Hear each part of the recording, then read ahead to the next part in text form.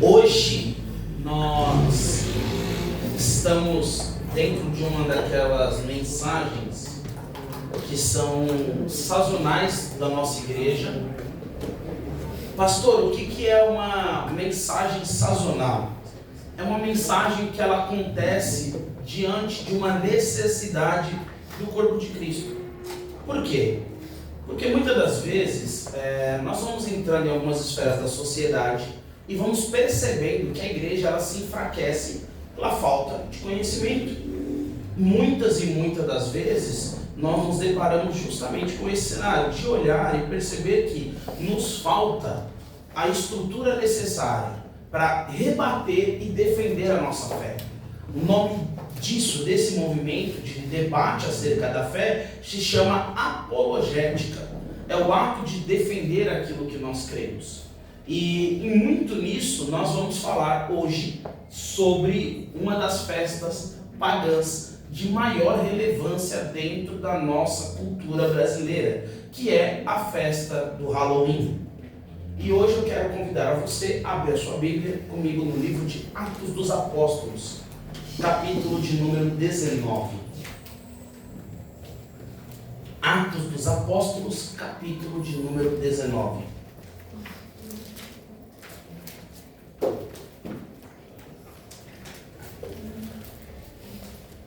Atos 19, versículo de número 18.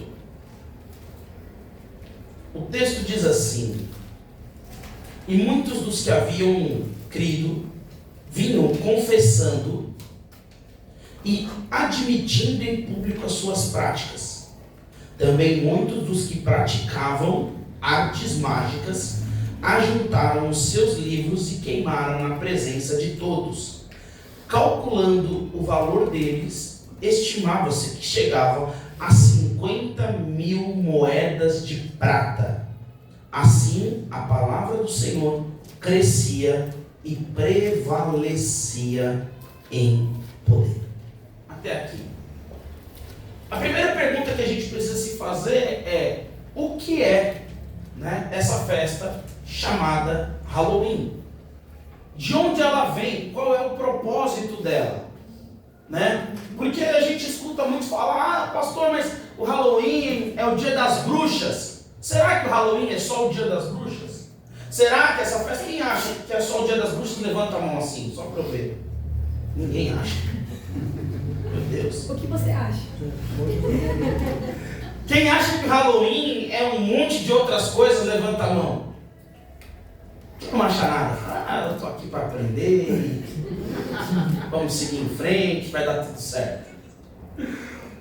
A festa do Halloween ela é uma festa que foi introduzida na mídia através de uma nação chamada Estados Unidos da América. A nação americana, ela difundiu mundialmente a imagem que nós temos a respeito do Halloween. A imagem a respeito da figura da abóbora, com os dentes pintados, a imagem a respeito do espantalho e tantos outros elementos que foram sendo inseridos na cultura dentro desse período, inclusive a respeito do Dia das Bruxas, foi incluído através dos Estados Unidos. Uma questão midiática para a divulgação dessa festa. Mas o que você precisa entender é que o Halloween, ele não é uma festa meramente americana. Pelo contrário, ele remonta a uma festa de 2.000 anos atrás. Mais ou menos ali, 2.000 anos atrás, na mesma época dos dias de Jesus. O Halloween ele remonta a um festival que acontecia na Irlanda. E este festival, passa para mim, Bruno, próximo slide. Este festival se chamava Samhain, Dentro da cultura irlandesa, era celebrado a época da colheita no hemisfério norte, na Irlanda.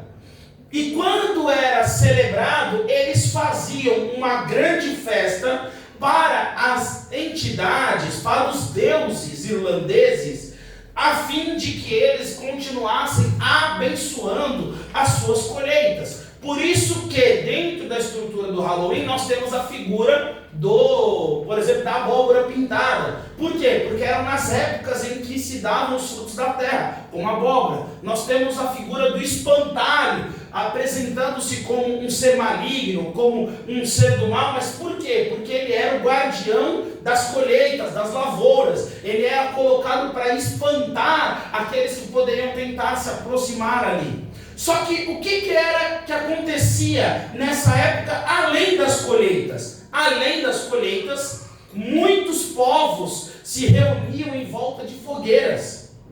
Eles faziam fogueiras e se reuniam em volta delas, a fim de fazer o quê? Desfrutar justamente dos frutos da terra. Essa festa não te lembra alguma coisa?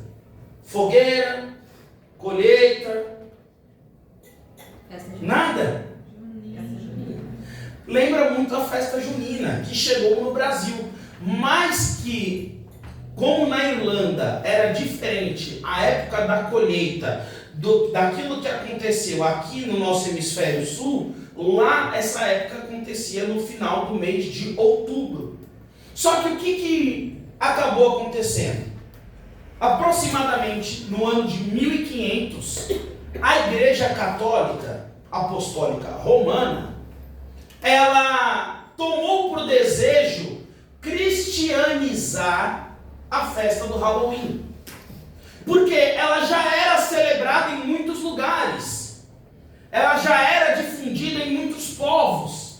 Então qual era a maneira mais fácil de fazer com que as pessoas, vamos colocar aqui entre aspas, não faltassem no culto, se não colocar a festa que elas gostariam de estar dentro do culto? Isso aconteceu não apenas com a festa do Halloween. O nome desse evento se chama sincretismo religioso. É quando uma religião começa a abraçar práticas e culturas de outras religiões. O catolicismo ele fez isso com diversas festas. Ele fez isso com a festa do solstício de inverno, que nós conhecemos, por exemplo, como a festa do Natal. Eles fizeram isso com a festa junina, que no hemisfério norte era conhecida como a festa da deusa Júnia, e fizeram isso também com essa festa do Halloween, que na verdade o nome em si não tinha nada a ver com Halloween. O nome era a festa do Samhain, na Irlanda. Era um festival pagão, onde o que eles acreditavam? Que durante esses dias da colheita, assim como os frutos subiam da terra, os mortos que haviam sido sepultados, o espírito deles também voltava para visitar os seus entes queridos. Pensa que coisa maravilhosa, né? Depois de 20 anos, o espírito de alguém que morreu volta para te visitar no meio da noite. Perceba como, apesar de parecer algo, né, meio totalmente sobrenatural, isso vai gerando parte da cultura que nós conhecemos hoje do Halloween. Por quê? Tudo que você pensa a respeito dessa época tem a ver com o quê? Fantasmas. O que são os fantasmas? Espíritos que morreram. Tem a ver com o quê? Tem a ver com a abóbora endiabrada, que fica andando por ali. Tem a ver com as bruxas. Pastor, mas então de onde veio essa questão das bruxas? É porque também por volta dessa época de 1500, quando estava acontecendo justamente esse movimento de sincretismo religioso, houve um massacre de 16 mulheres na cidade de Salem, em Massachusetts, nos Estados Unidos. Esse massacre ficou conhecido como o massacre das bruxas de Salem. E aconteceu no mesmo período. E como aconteceu no mesmo período, e aquelas mulheres que foram condenadas por bruxaria, primeiro, elas não eram de fato bruxas. Elas utilizavam de ervas e de outras formas para curar. É aquilo que a gente conhece hoje como o chá da avó, sabe? Toma o chá de erva cidreira que acalma. Mas para aquele momento, aonde a Igreja Católica começava as incursões das cruzadas, tudo aquilo que prometia a cura e que não vinha da parte do pontífice da igreja, era naturalmente colocado como bruxaria. E essas mulheres foram queimadas vivas. Por isso ficou conhecido como o massacre de Salem, o massacre das bruxas de Salem. Isso aconteceu dentro do mesmo período e então a cultura se fundiu. Nós temos abóbora, fantasmas, espantalhos e bruxas. Tudo dentro de uma mesma época. Se não fosse o suficiente, a Igreja Católica já celebrava no dia 2 de novembro uma festividade em homenagem aos finados. Essa festividade acontece no mundo inteiro.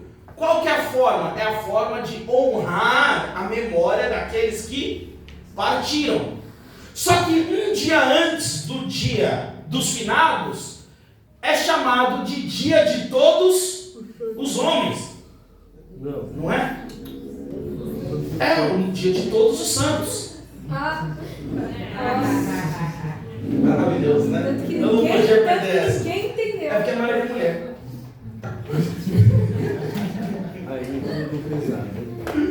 Brincadeira, pessoal. Né? Depois, né? Mas por quê? No dia 1º de novembro é comemorado o dia de todos os santos. O dia de todos os santos. Isso no mundo. É uma festividade dentro do calendário da Igreja Católica. E posteriormente à comemoração do dia de todos os santos, tem o dia de finados. O que aconteceu? A Igreja Católica, quando fez essa fusão, ela então criou e deu a origem ao próximo dia, mas que na verdade aconteceria anteriormente ao dia de todos os santos, que é chamado de All Hallows Days. Quer dizer exatamente isso, um dia antes de todos os santos. Passa para mim, Bruno, para o próximo. Não, o anterior. É, esse daí mesmo. O que aconteceu? A Igreja Católica tentou cristianizar e ela criou o All Hallows Eve. O que é isso? A palavra All Hallows é todos os santos. Todos os santos. É um termo que a Igreja Católica já usava. O Eve fala sobre anteriormente, ou seja, é como se a gente falasse anteontem. Sabe? É exatamente esse cenário. Por isso a data ficou marcada pelo dia 31 de outubro. O dia 31 de outubro é comemorado um dia antes a todos os santos. E o que eles acreditam? É que um dia antes de todos os santos, os espíritos dos mortos, eles regressam à terra, aguardando a passagem dos santos para chegar ao dia dos finados, onde finalmente eles recebem agora a homenagem dos seus entes queridos e podem voltar por mais um ano a descansar em paz. Tranquilo até aqui, pessoal? Pastor, mas por que tudo isso a gente precisava entender? Porque às vezes seu filho, alguém te pergunta, de onde vem o Halloween? Você fala assim, o Halloween, isso aí é dia das bruxas, entendeu? É o dia do Harry Potter, é esse negócio aí do diabo, e se você se meter com isso, você vai pro inferno. Tá? Mas você precisa saber o que você tem que explicar. De onde vem isso? O porquê? Porque dentro da nossa sociedade, hoje, as escolas comemoram o Halloween. Tem umas igrejas que comemoram Halloween. E a gente precisa começar a ter maturidade. Espera aí, o que de fato nós estamos comemorando? Será que está tudo bem os meus filhos se vestirem de diabinho, de bruxinha, de demoninho e não sei o que, e irem para a escola porque é meramente uma festa fantasia? Ah, pastor, eu não mando meus filhos dessas coisas não. No máximo eu mando de vampirinho, que eu gosto de comprar os dentinhos de vampiro, entendeu? E aí a pergunta é, você sabe de onde surge cada história dessas? Do que vem? Porque eu preciso te posicionar para que você entenda exatamente isso. Todos os elementos que estão dentro da cultura do Halloween, seja vampiros, lobisomem, tudo isso tem fundo histórico espiritual. Se você pesquisar, você vai encontrar tudo isso. Se você for atrás, você vai encontrar diversas possessões demoníacas. Pastor, mas é possível que alguém possuído por um espírito maligno se transforme em um animal? É possível. Vai ler Daniel. E você vai ver o que aconteceu com Nabucodonosor. O fenômeno ali é chamado daquilo que nós conhecemos como licantropia. Esse é o nome científico, mas é possível acontecer. E a Bíblia nos dá vazão para entendermos isso. Ah, pastor, mas eu não acredito. Eu falava para meus filhos que não existe um problema. É que, como cristãos, nós fechamos os olhos para algumas coisas e acreditamos que nada por isso existe e negligenciamos o mundo espiritual. Só que no momento em que nós passamos a negligenciar o mundo espiritual, a gente acha que está tudo bem. Está tudo bem eu assistir os filmes de bruxaria, está tudo bem assistir os filmes de possessão demoníaca, está tudo bem porque afinal de contas é só um filme. Deixa eu te falar uma coisa. A maioria dos filmes que tratam sobre o assunto tem pacto de consagração. Ah, pastor, mas eu não sei porque os meus filhos, eles ficaram agora assustados. Eu não sei porque que os meus filhos acordam de madrugada gritando. Porque nós precisamos entender que tudo que nós colocamos dentro da nossa casa dá um acesso como um portal para o mundo espiritual. E aí você precisa entender o que você está pondo, porque a sua televisão, ela é uma janela para o mundo exterior. Ela mostra para os seus filhos realidades que elas desconhecem. Quando você senta na frente da televisão e você liga num programa como Cidade Alerta, você está deixando que os seus filhos vejam uma realidade que eles desconhecem. Olha, filho, o mundo não é do jeito que você pensa, de arco-íris. O mundo tem gente que mata, tá vendo? Tem gente que leva a criança embora, tem gente que faz isso, tem gente que mata. Isso para eles dá um choque de realidade. Quando você permite que seus filhos assistam vídeos cristãos dentro de casa, você está mostrando para eles, olha filhos, o evangelho não é só o que a gente conhece dentro da igreja. Tem pessoas pregando, tem pessoas cantando, tem pessoas adorando, tem pessoas falando do reino de Deus. Quando você abre a televisão e você coloca à exposição conteúdos impróprios para menores de idade, você está dizendo para os seus filhos que está tudo bem eles se sexualizarem antes do tempo. Está tudo bem eles terem acesso a esse tipo de conteúdo. Da mesma forma, quando você coloca para assistir, sei lá o que é aí hoje, Sobrenatural 1, 2, 3, 4, entendeu? O que você está dando acesso a eles a uma coisa que eles não têm maturidade ainda para entender. E talvez você mesmo não tenha.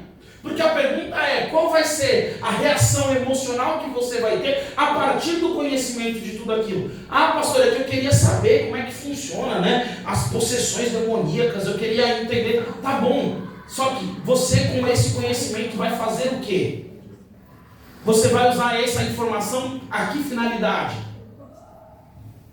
Então, a gente precisa ter maturidade para entender o porquê de algumas coisas. Porque hoje a gente pode pensar que assim, não pastor, mas está tudo bem. Não, é só um negócio do doces ou travessuras.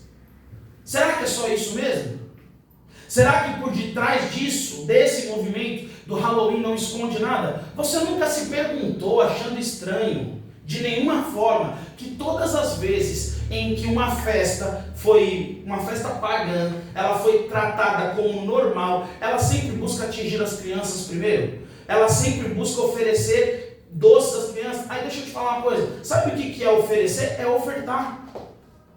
É uma oferta que está sendo entregue. Agora a pergunta, se eu estou dando uma oferta a alguém, quer dizer que alguém está por detrás da oferta que eu entrego. Sim ou não? Porque se você entrega uma oferta ao altar, por exemplo, nessa igreja, como nós fizemos no gasofilácio, quem está por detrás da oferta que você está entregando? Deus.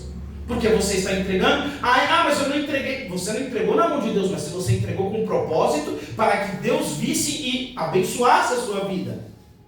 Então quem entrega, ainda que entregue na mão de outra pessoa, está entregando para que alguém veja, e a partir daquilo que foi recebido, uma ação espiritual aconteça. Vocês estão aqui? Sim. Tá tudo bem? Dá um chacoalhão no ombro dessa pessoa que vai falar assim, irmão, você para de assistir filme de terror.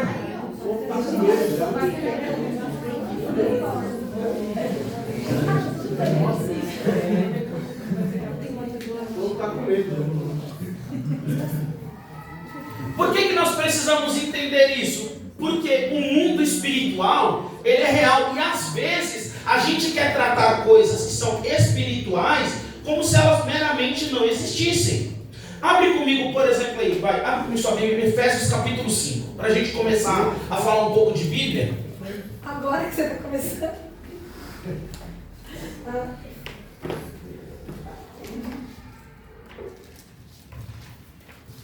Eu vou pedir para Deixa eu ver, Marcelo, abre para mim a sua Bíblia em 1 Coríntios capítulo 10.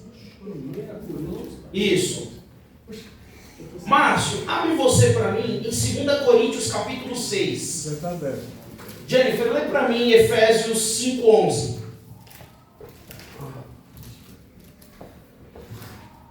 Não participem das obras infrutíferas das trevas. Preste atenção. Não participem das obras infrutíferas das trevas. Deixa eu te conceituar 3 coisas aqui. Primeiro, as trevas têm obras e elas não geram frutos. Então não ache que algo bom pode vir daquilo que você está tentando participar. E aí Paulo é taxativo na Bíblia em dizer assim, ó, pensem bem quando for participar. Não, ele é taxativo em dizer, não participem das obras infrutíferas das trevas. Marcelo, lê para mim, quem está em 1 Coríntios? 1 Coríntios 10, 21. 10, 21. Vocês não podem beber do cálice do Senhor e também do cálice de demônios. Não podem participar da mesa do Senhor e também da mesa de demônios. Então vamos lá. Demônios tem mesa. Nem toda mesa é do Senhor.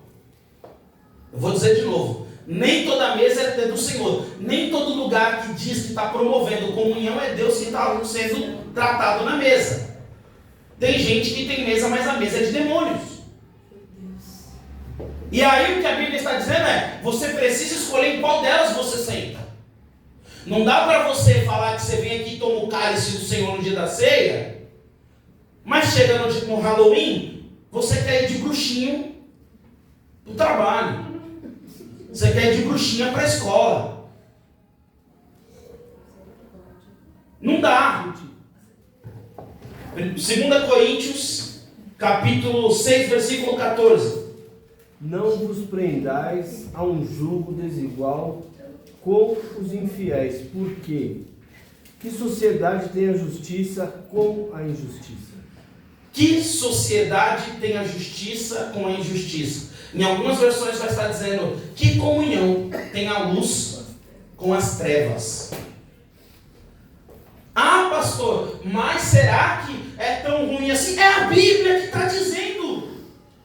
Tem gente declaradamente que vai para a festa fantasiada de demônio. A pessoa não sabe o que é um demônio, mas ela faz questão de dizer que ela vai fantasiada de demônio para a festa e ela quer dizer que ela ainda é cristã.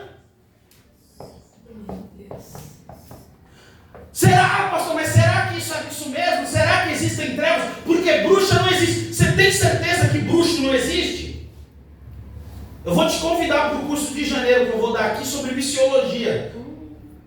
Para você conhecer um pouco sobre a África. Se você não sabe, eu vou te abrir um detalhe aqui. Na África, irmão, bruxo voa. Ah, pastor, na África, os magos que tem lá, eles passam voando por cima das igrejas. Você quer saber mais? No Chile, América Latina, para você pregar nas igrejas do Chile, você precisa começar o culto com 5 pastores, porque nenhum deles suporta a pressão espiritual para chegar até o final da pregação. Verdade. Você quer saber mais? Vai para Bolívia e tenta pregar lá na cidade deles de Pachamama. Porque no meio da cidade eles têm um estátua igual o Cristo Redentor, mas é de um demônio com os braços abertos. E eles falam que esse é o Deus da cidade deles. Sabe qual é o problema? É que nós como cristãos passamos a fingir que o mundo espiritual não é real. Você está achando bonitinho ir para a festa de Halloween, mandar filho para a festa de Halloween. E aí o problema é que amanhã a conta vai chegar. Quando você senta para ouvir psiquiatras, pessoas que tratam de esquizofrenias, uma das coisas que eles mais falam são sobre alucinações espirituais que essas pessoas têm. Sensação de perseguição, sensação de morte, sensação de que a todo momento alguém invade o quarto delas no meio da madrugada. Aí elas desenvolvem síndrome do pânico e a gente está achando que tudo é normal.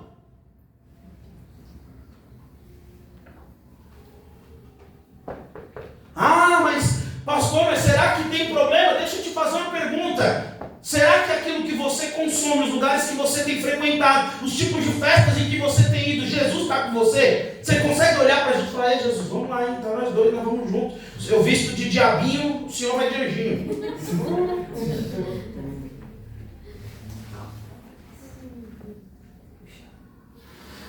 Porque o problema é que nós nos tornamos experts em desmistificar o que a Bíblia diz que é real.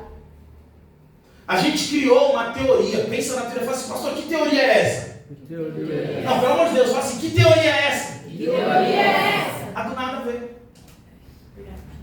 Tem nada a ver. Ah, mas é a festa, não, é a festa do meu primo, da minha prima, é que a festa fantasia. Eu não vou de nada disso, eu vou para uma fantasia de anjinho. Não pode? Eu fui de pastor, né? Verdade.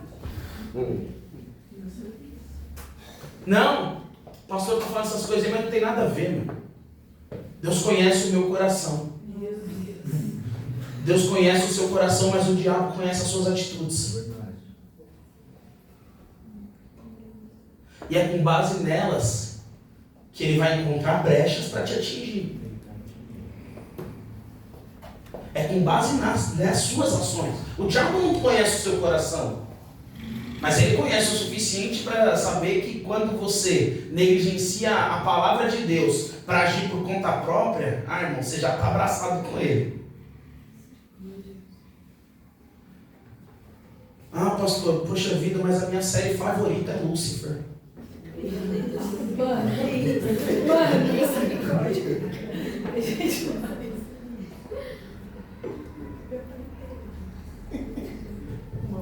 Não podeis comer da mesa do Senhor e da mesa dos demônios.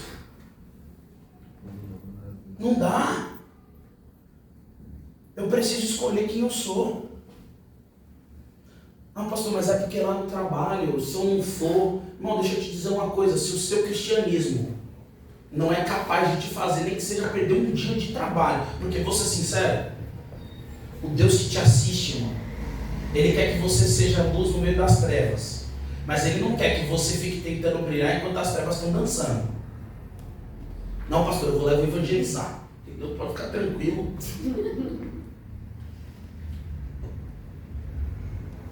Sabe qual é o problema? É que a gente só quer ser crente na hora de evangelizar na festa, no Halloween, na festa junina.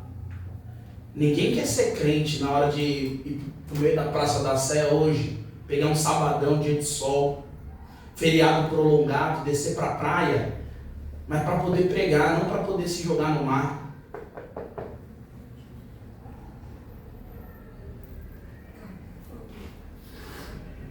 A gente vai criando um pseudo-evangelho que não existe. A gente vai criando doutrinas e dogmas que a igreja nunca teve. Nunca teve. O que assusta é a nossa normalização dos pecados. Martin Luther King Jr., ele tem uma frase, irmão, que é assim, a essência daquilo que nós precisamos reconhecer. Sabe o que nos assusta? Não é o que os maus fazem, é o silêncio dos bons. É porque o problema é quando nós não nos opomos. Ah, no nosso condomínio tem lá o Halloween. Ah, mas, irmão, sai de casa, minhas crianças estão aqui. O dia que tinha festa no condomínio lá do Halloween. Ah, mas o condomínio todo vai. Irmão, era um auê. As crianças de demônio, de diabo, de abacaxi, sei lá o que era mais. Não, era tudo que não dava. Aparecia o Harry Potter, o sei lá mais quem. Irmão, quando você vai olhar, eu não julgo que para eles não seja tentador, porque se não fosse tentador, o inimigo não usaria essa estratégia. Mas é o meu papel conscientizá-los. Peraí, não vai ficar tocando campanha aqui em casa não, irmão. Sai de casa e vai dar uma volta. Eu preciso entender. Eu preciso entender as coisas, porque senão eu vou normalizar. Aí as crianças batem na porta de casa. Doces ou travessura.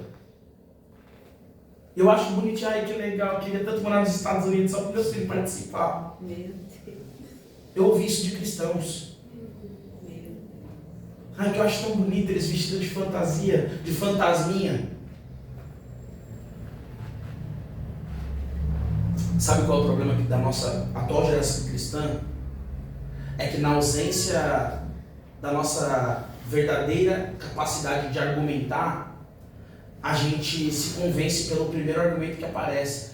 Ah, mas disseram que não tem nada a ver. É mesmo, não tem nada a ver. Ah, o pastor da outra igreja lá nos Estados Unidos autorizou, disse que faz parte da cultura. Tá bom. Mas se for para o inferno, você vai querer ir na conta dele? Se os seus filhos se perderem, você vai querer colocar na conta dele? A gente tem que parar de, sabe, com os comportamentos infantilizados, de achar que porque alguém fez está tudo certo. Ei, deixa eu te falar, você tem um manual de instrução, você consegue ler. Porque eu preciso dizer para você, irmão, o dia que eu te ensinar uma coisa que está fora disso daqui, você tem a moral e a autoridade para pôr o dedo no meu nariz e falar, pastor, volta para a Bíblia. Se eu falar alguma coisa que está fora disso daqui, eu perco minha autoridade. Que autoridade tenho eu que está fora da palavra? A igreja de Bereia, quando Paulo pregava, abria as escrituras. Deixa eu ver se o que ele está dizendo está escrito mesmo. A gente está sendo convencido por coaching, por pessoas com boa oratória, mas a gente não se convence pelo Evangelho.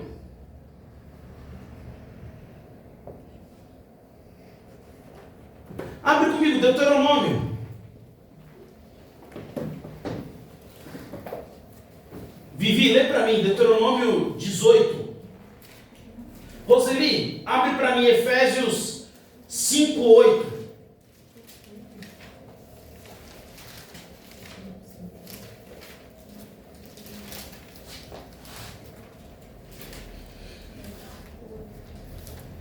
Vivi, pode ler Deuteronômio 18, versículo 10 até o versículo 12.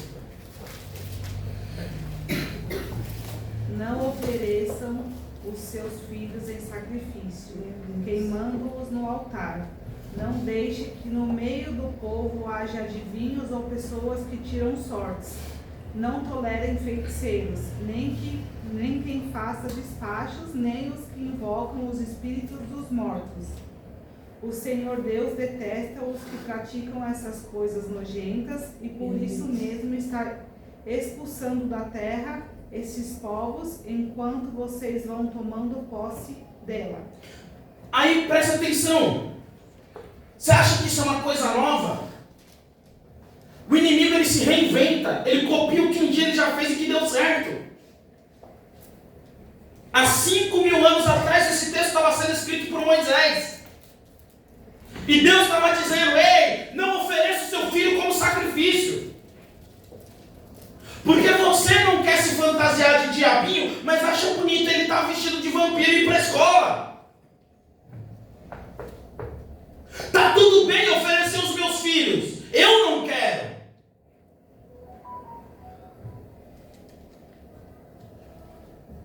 A gente quer se esconder atrás da nossa falsa moralidade cristã e tá tudo bem expor eles a esse tipo de coisa. Só que nós não sabemos que estamos colocando eles em cima de altar de deuses estranhos. Pastor, mas eu não estou queimando, mas você está fazendo algo pior. Você está queimando a consciência no fogo de imoralidade, de impureza.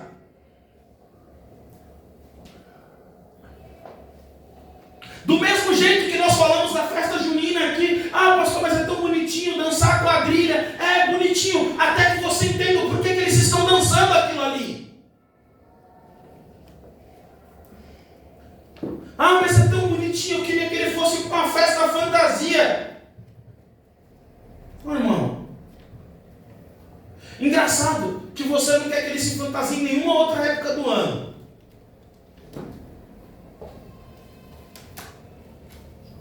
Em nenhuma outra época do ano ninguém quer fazer nada. Aí chega no Halloween, não, quer tão bonito, porque os amiguinhos, ele viu o amiguinho dele, ele vai ficar com vontade.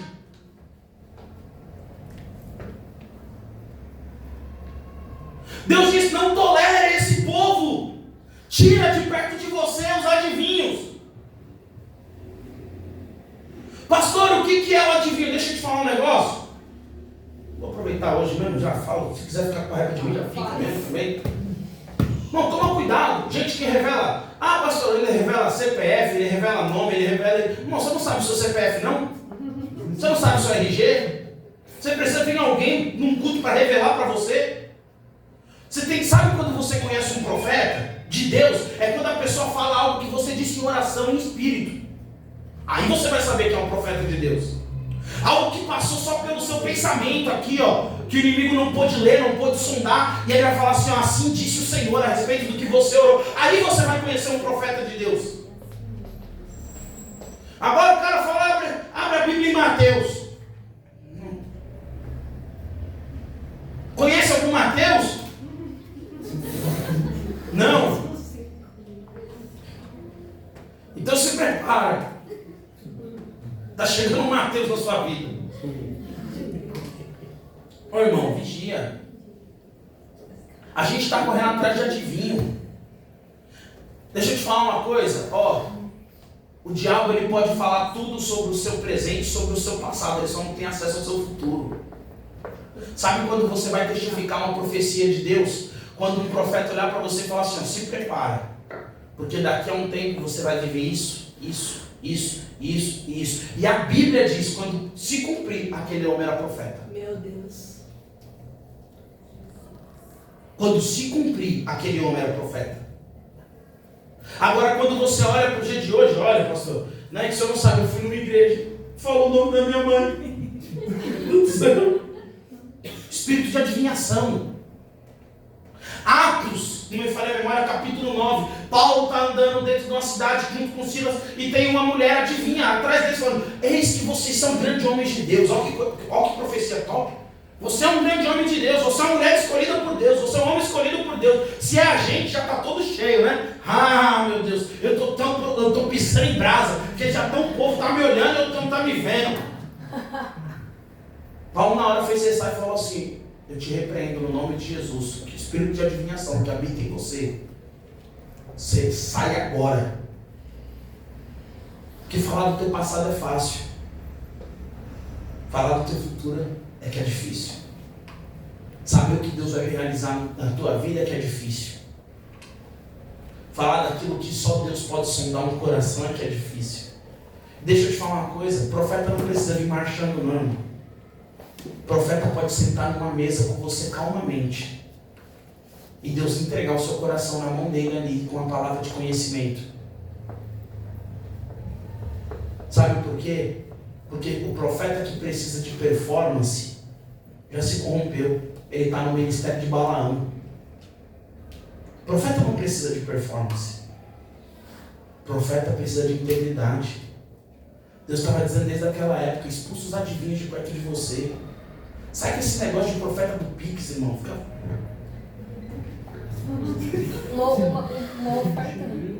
Um Pix e uma revelação? Manda o seu Pix aqui para mim que eu vou te revelar um negócio. Não é? Efésios 5, versículo 8, você lê. Pois anteriormente erais trevas, porém agora sois luz no Senhor. Andai como filhos da luz. Deixa eu te falar uma coisa, pastor, mas até o Halloween passado eu estava mandando meus filhos, e agora? Tudo bem, você estava andando nas trevas, irmão. Todos eles estavam andando com o diabo, todos eles estavam andando nas trevas. O que é andar nas trevas? É quando eu olho sem enxergar o caminho. Mas Salmo já disse, lâmpada para os meus pés é a tua palavra, luz para o meu caminho. Agora ande como filho da luz. Agora você está sendo chamado para caminhar como quem conhece o caminho que está percorrendo. Agora o que você não vai poder dizer é que você não sabia. Hoje você não vai poder dizer que não sabia. Porque Deus me trouxe aqui para te alertar. Talvez você já até comprou fantasia de vampirinho, de vampirinha. Será? Tá? Não. Deus me trouxe aqui para te alertar, irmão. Sai fora disso. Quando você andava nas trevas, você andava sem conhecimento, você não sabia. Mas Deus trouxe você essa noite aqui para ouvir isso. Saia desse caminho de trevas. Ande como filho da luz, como alguém que foi gerado para esse ambiente.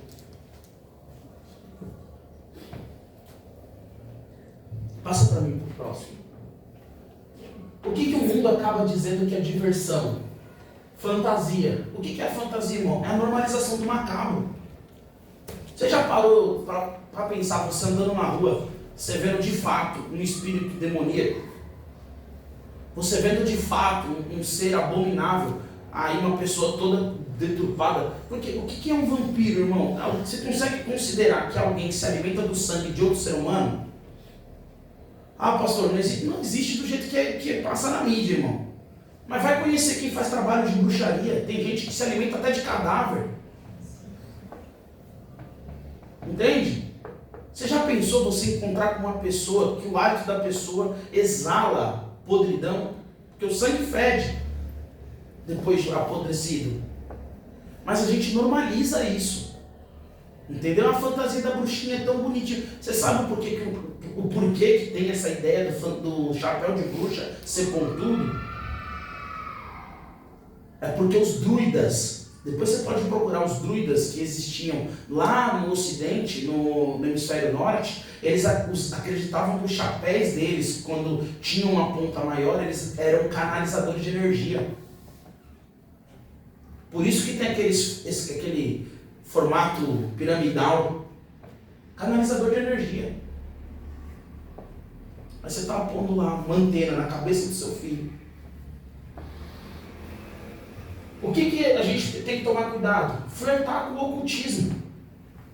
Não, se você não foi chamado para libertação, se você não foi chamado para atuar contra as obras do inferno, nesse cenário de conhecer para que você possa tirar pessoas de lá de dentro, não, sai fora desse negócio.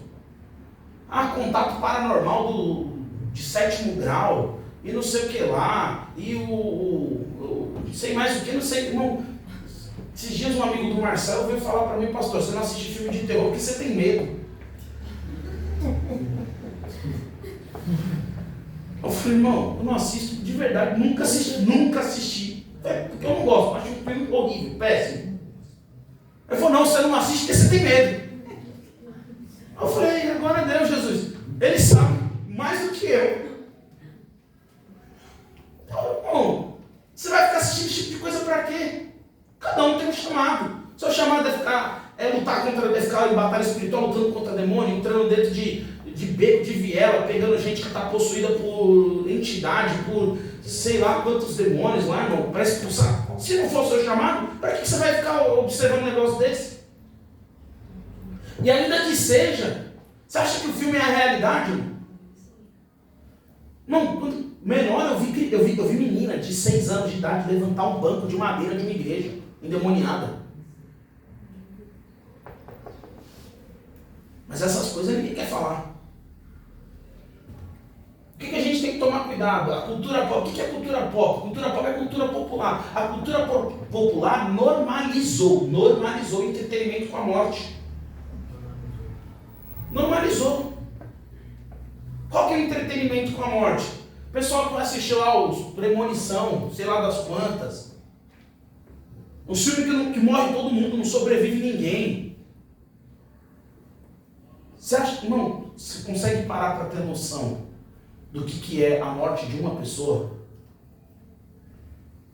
A morte de uma pessoa. E a gente banaliza isso. Passa para o próximo.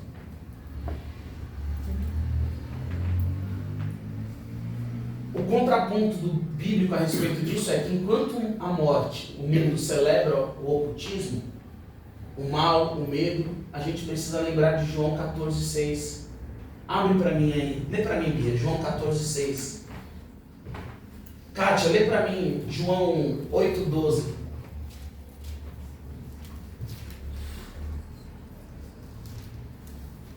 Seu nome, meu querido? É Jorge. Jorge, lê para mim. Efésios 6,17. Nossa,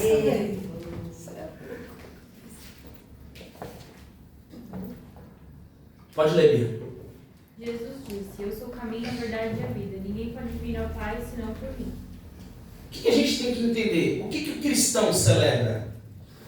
O cristão celebra a vida, irmão. A Bíblia nos ensina que qual é o caminho que a gente precisa trilhar? O caminho que nós trilhamos é o caminho de vida. Lê para mim, Cátia, João 8,12.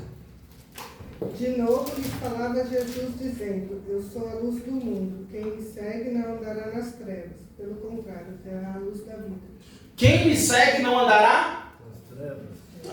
Não, se você está seguindo Jesus, você não tem como estar andando nas trevas. Se você está andando nas trevas, você não está seguindo Jesus.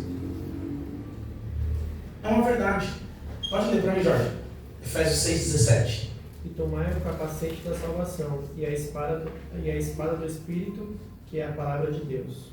Preste atenção. Pastor, como é que eu vou lutar contra isso? Você tem que ter duas coisas principais já. Capacete da salvação. Para que serve o capacete? Proteger os seus pensamentos, irmão. O que tem que estar na minha mente o tempo todo? Salvo, salvo, salvo. Para ser salvo, eu sigo Jesus. Para seguir Jesus, eu ando na luz, eu não ando nas trevas. E fora isso, o que eu vou usar para então quando eu for atacado? Palavra. Espada da palavra. Não é o que eu acho, não é o que eu penso, não é o que eu acredito, não é o que o pastor Afonso disse no culto de domingo, é o que a palavra diz, é o que a Bíblia diz, é o que a Bíblia ensina, é o que a Bíblia manda, é o que a Bíblia alerta. A Bíblia é a verdade absoluta. A Bíblia é a palavra pela qual nós usamos como espada. E assim nós vencemos as artimanhas do inimigo. Glória a Deus. Pode passar. Agora deixa eu te falar um negócio. Não adianta, irmão, a gente combater magia de fora, tolerando magia de dentro. Não adianta a gente tolerar magia de dentro para combater magia de fora. Ah, pastor, mas tudo isso, irmão, uma das coisas que a igreja pecou no meio desse processo, sabe o que foi? É que a gente quis fazer um monte de coisa que o mundo fazia e trazer para dentro da igreja. É rosa ungida, é água ungida, é sal ungido, é não sei o que ungido. Tudo é ungido, exceto você. Porque se eu preciso de saco de sal ungido para minha casa, se eu preciso de água ungida para ficar sarado, se eu preciso da rosa ungida para ficar bom, se eu preciso... Não, a gente precisa entender que a gente tem que tirar essas coisas da nossa cabeça.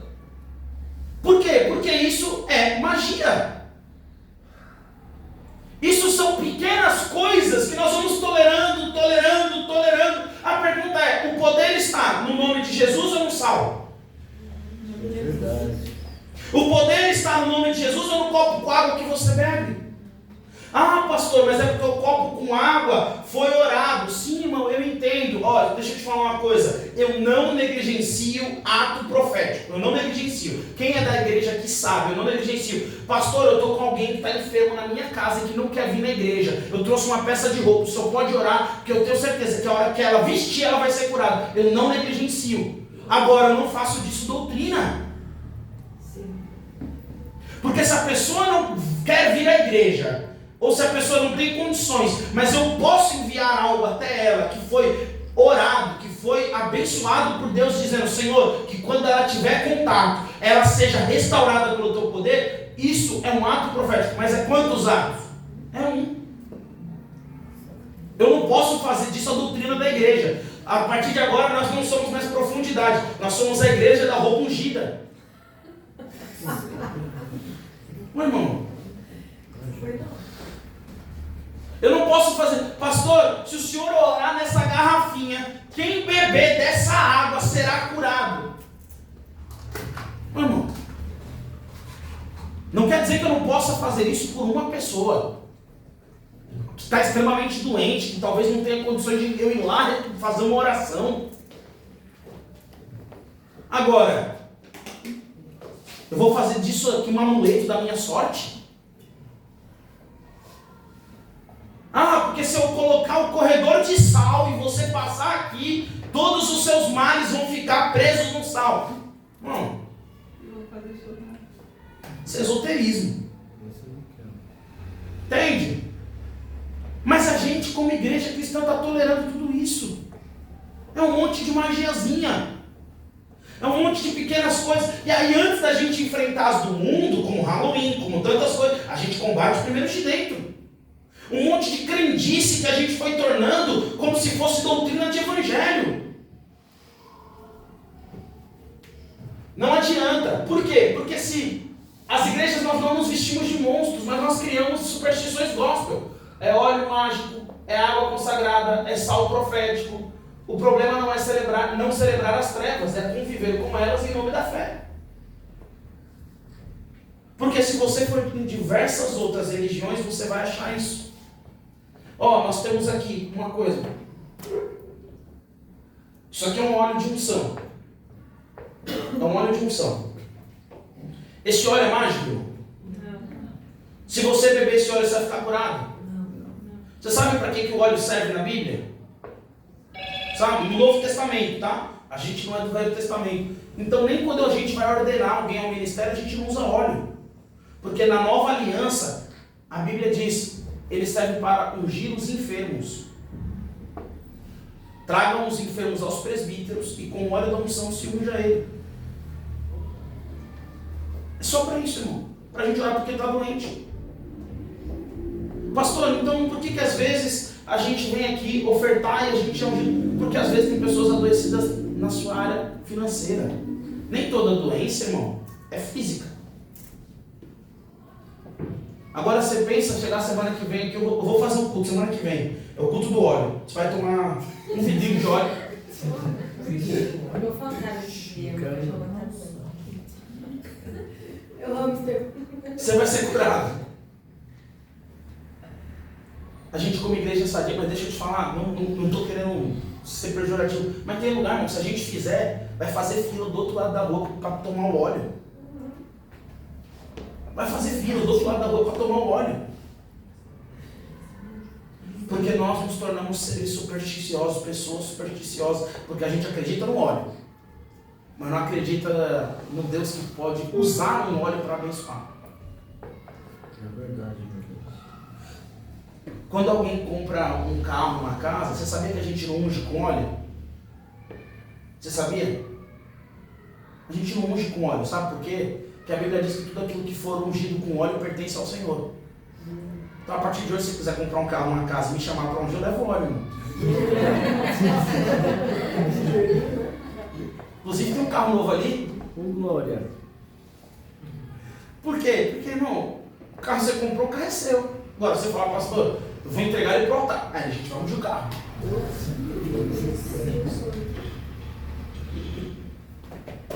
Meu Deus do céu. Passa pro próximo. Agora deixa eu te orientar a respeito de uma coisa. Além do óleo ungido, a gente vai tolerando coisas dentro da igreja que são pesadas. Tem muita coisa, irmão, eu não vou entrar nisso. Isso é só para a gente concluir o estudo, porque tem vassoura ungida para varrer a sujeira dos espíritos imundos da sua casa. Não, tem toalha, tem... Deixa isso quieto.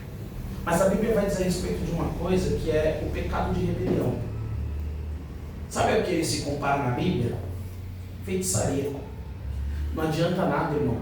Não adianta nada. Eu não mandar meus filhos para a escola vestido de diabinho. Não adianta nada eu não mandar as minhas crianças, eu não for para o trabalho, faltar no dia do trabalho que é a festa fantasia, se eu for um rebelde. Se eu for alguém que se opõe à palavra de Deus. Porque isso vai me tornar, sabe o que? Semelhante a um feiticeiro. Está escrito. Não é invenção minha. O pecado de rebelião é semelhante ao pecado de feitiçaria. O problema é que a gente acha bonito falar mal do macumbeiro. Mas a gente não fala dos rebeldes que sentam do nosso lado. A gente acha bonito falar mal do cara que está ali, porque ele ainda caminha nas trevas. Ele ainda caminha nas trevas.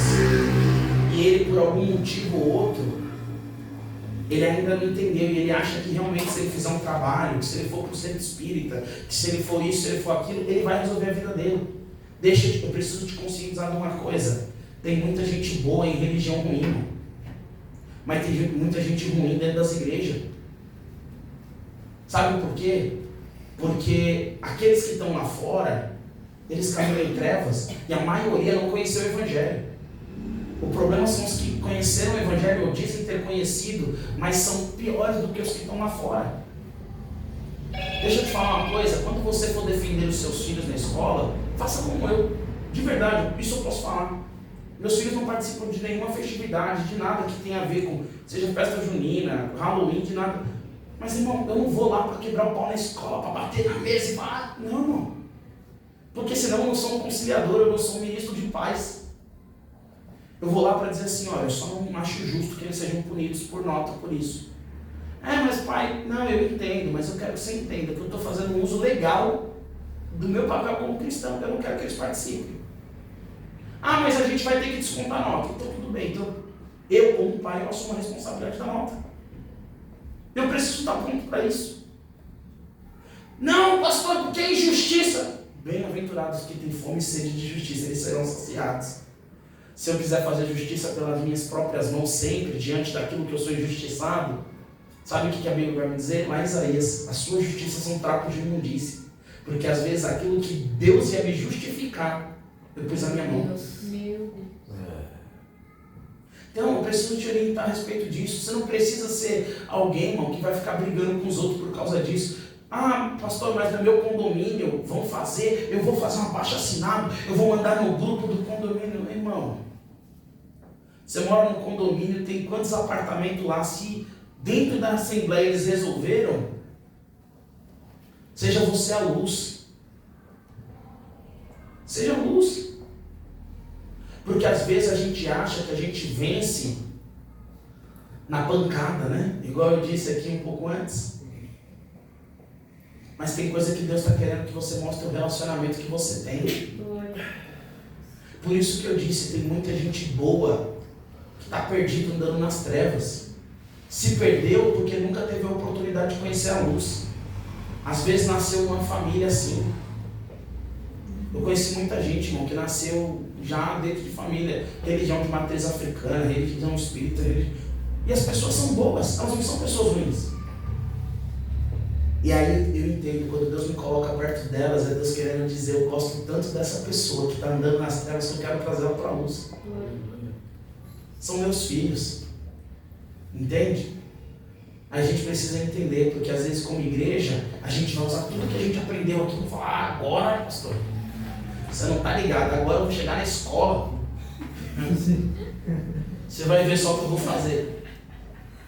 Mas você não dá conta de lidar com a rebelião do seu coração. O primeiro pecado do mundo e de toda a história do universo não foi um diabo que cometeu, foi um anjo rebelado. Daí a gente entende. Sabe o que deu origem às trevas? Rebelião. Por que eu estou te dando essa orientação? Para que você entenda, não é por força e nem por violência, mas pelo meu Espírito. Se o Espírito do Senhor habita em nós, o que a gente precisava para defender a nossa fé, está aqui. Filho, por que você não vai? Mas mãe, eu quero vestir minha fantasia de vampiro. Não, mãe, eu prometo, eu só boto o chifre, eu não boto o rabinho do diabo, não. Sabe falar? Vem cá, deixa eu te ensinar. Está escrito, está aqui. Anda na luz, caminha com Deus. Não se assenta na mesa dos demônios. Não come, não participa, não se torna responsável. Anda na luz. Você não precisa do dia de todos os santos. Os finados que morreram em Deus ressuscitarão primeiro. Glória a Deus. Você não precisa ir até o cemitério para prestar homenagem para ninguém. Você vai prestar a maior homenagem quando você se reencontrar com Ele na glória. Glória a Deus.